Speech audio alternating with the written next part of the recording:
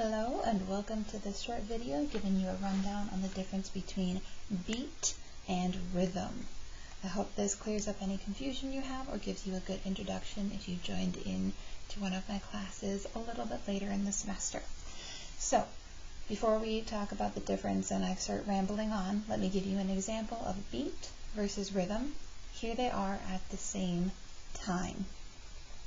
I throw my hands up in the air sometimes, singing, "Hey, oh, baby, let's go." And it goes on and on and on, and it goes on and on and on, yeah.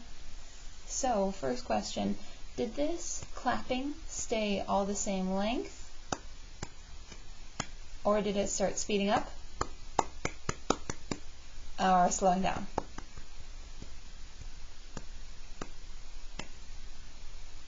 If you were thinking that they stayed the same, you're correct, you got it. That is the beat in music. It stays constant throughout an entire piece most of the time, just like your heartbeat should do while you are sitting or doing the same activity throughout.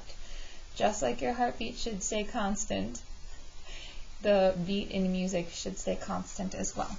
We shorten it and we call it the beat because musicians like to shorten things and make them a little simpler when we can. But it's the idea of the heartbeat. Now, rhythm is basically the opposite of that. Instead of staying constant, rhythm are notes that can be longer and shorter. You might have caught this when I was singing, that the notes were sometimes longer, sometimes shorter, but just in case, I'll give you one more example. Somewhere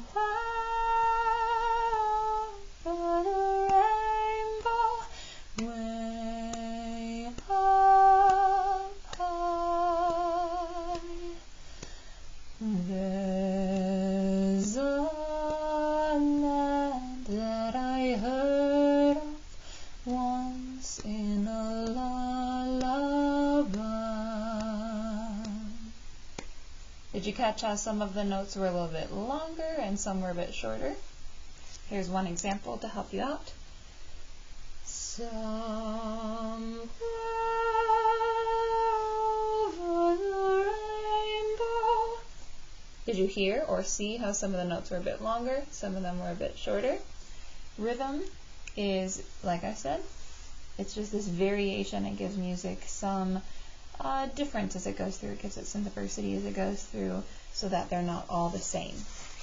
So, if we're going to have people playing a bunch of different notes of all different lengths, well, then we better have some way to organize it, right? Also, as a side note, I apologize that this keeps focusing in and out. I don't have a way to stop it. Believe me, I have tried. So, our way to organize rhythm. Rhythm is organized in what are called measures. Measures are collections of beats, little collections of notes that all together have the same number of beats, is the better way to say that. So a measure is simply the music up until we hit one of these lines, which can be called a bar line or a measure line, either one. Just like the space between them can be called a measure or a bar. These are the lines that separate them. These are the measures themselves. So right here, starting here, we have measure 1. This line tells us that we're starting our next measure, measure 2. Then the line will be here telling us that right after that line we'll start measure 3. And finally measure 4. Your very last bar line or measure line is going to look a little different. Instead of just being one line, it's 2 lines telling you to stop. This is the end of it. You don't need to go on any further. You can stop when you see the double line. Usually the first line is a little thinner and the second line is a bit thicker and just very, very obvious to let you know that it's the end and you don't need to keep going, flipping the page, singing, playing, whatever you're doing. So, as for what I said about it being a collection of notes that all have the same number of beats, the number of beats in each measure is told to us by a lovely little code at the beginning. This code will have 2 numbers, one on top and one on bottom. Apologize, there's going to be an extra noise starting right now. Oh, I got rid of it in time. Good. The bottom number we are not worried about for a long time. Do not worry about that one. We're going to start just off by just worrying about the top number. This top number tells us how many beats are in a measure. So our top number right now is 3. This tells us that we have 1, 2, 3 beats in the first measure, and then in measure 2 we start over again and get 1, 2, 3 beats. Third measure is the same, and the same with the fourth measure.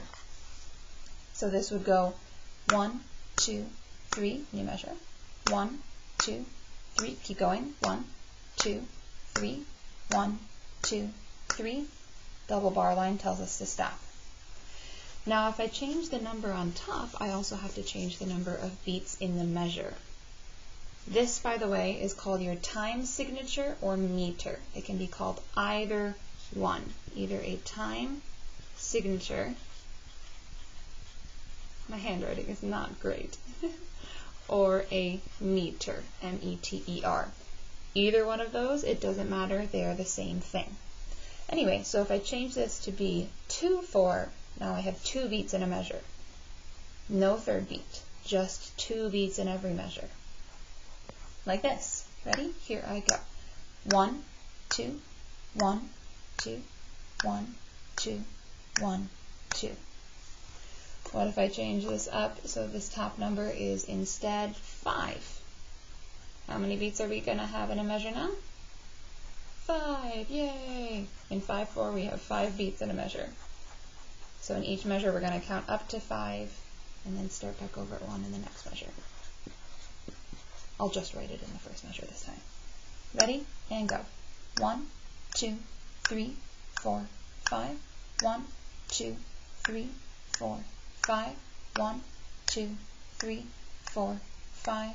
1, 2, 3, 4, 5. Double bar line tells us to stop. So there you go. There is the difference between beat, the heartbeat in music, and rhythm, where the notes, each little section of music gets longer and shorter. Just throughout, they can change all over the place. And your measures, which are collections of beats determined by the number on the top of the time signature or meter. And you have your measure lines or bar lines separating them out. And finally, your last one looks a little bit different. If you have any questions about this, feel free to shoot me an email. I'm happy to clarify anything needed. And I hope we'll see you in the next video where we will look at a few different kinds of notes to get you started.